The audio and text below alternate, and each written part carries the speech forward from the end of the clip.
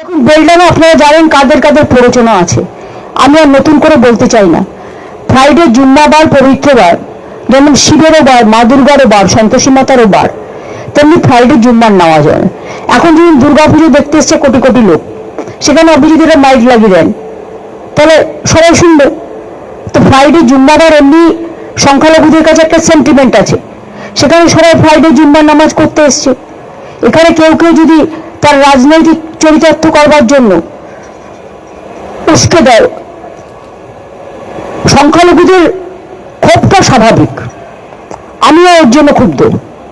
তাদের একতরফা বাদ দিতে পারেন না, যেটা দিয়েছে আদিবাসীদের দিয়েছে, মতুয়াদের দিয়েছে, রাজবংশীদের দিয়েছে, বাঙালিদের দিয়েছে, এখানে বাংলা ভাষী ছাড়াও নন বেঙ্গলীয় যারা আছে তাদেরও দিয়েছে।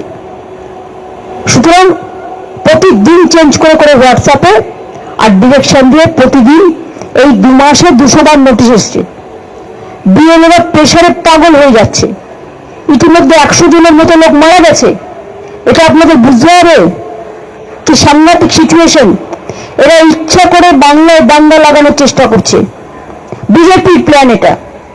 নিজেরা ভোটে পারবে না তাই ভোট পাকাচ্ছে, করছে লুট, বলছে ঝুট। আমি সংখ্যালঘুদের এটাই বলবো, পরিযায়ী শ্রমিকদের উপর যে অত্যাচার হচ্ছে আমরা অলরেডি টেক আপ করেছি এবং আমরা কেসও করেছি, আমরা পরিবারগুলোকে সাহায্য করছি। আপনারা শান্ত থাকুন, ধৈর্য ধরুন, আর নিজেরা যাদের ডাকবে বা যাদের ফর্ম জমা দেবে, ফর্ম মানে তাদের হিয়ারিং এ ডাকবে বা নাম বাদ দেবে, তারা দয়া করে ফর্ম জমা দিন, তার দরখাস্ত জমা দিন। বাদ বাকি কোর্টে কেসও আছে, কোর্টের উপর ভরসা রাখুন। আশা করি মানুষ বিচার পাবেন।